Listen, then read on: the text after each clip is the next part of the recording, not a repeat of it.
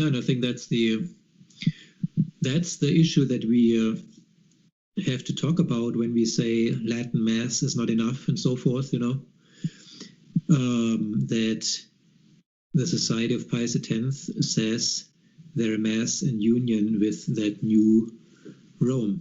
Now, this is something that is not so clear to many, and we are always stressing the fact that you should only go to non-una cum masses, and so this una cum is a term that pops up often, and maybe it's not so common and not so known to people. I think most of the listeners probably know that is from the beginning of the canon, where the priest says that he offers the sacrifice for the Catholic Church in union with the Pope and the bishops, or we would say not with the Pope, just with the Orthodox, with the people who have the right faith. And so now with this una cum, often people say, yeah, I'm just praying, or the priest is just praying for the Pope, for, let's say, for his conversion or whatever.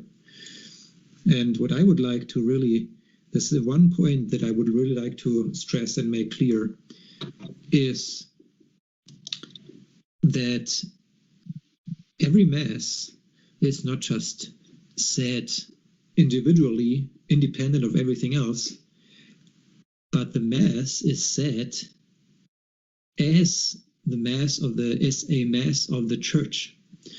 And the Council of Trent says that very nicely. It says here in Latin it would be ab ecclesia per sacerdotes.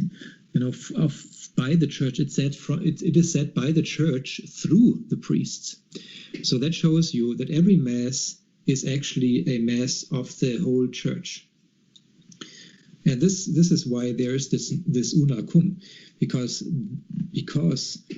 every Mass is also, let's say, virtually said by the whole church, by the Pope, by the bishops.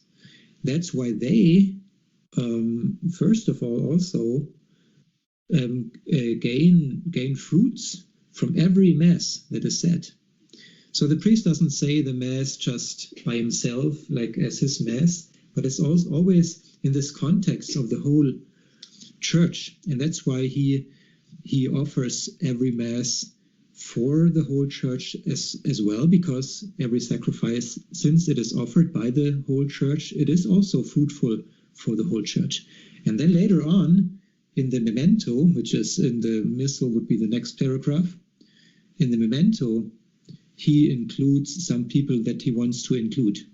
And it's interesting, in this memento, the priest can remember everybody, basically, that he wants to include in the Mass, even non-Catholics that he wants to just pray for. But up at the so-called una cum, at the Te Igitur, in this prayer Te Igitur, there's always only the Pope, and if there is no Pope, then no Pope is mentioned.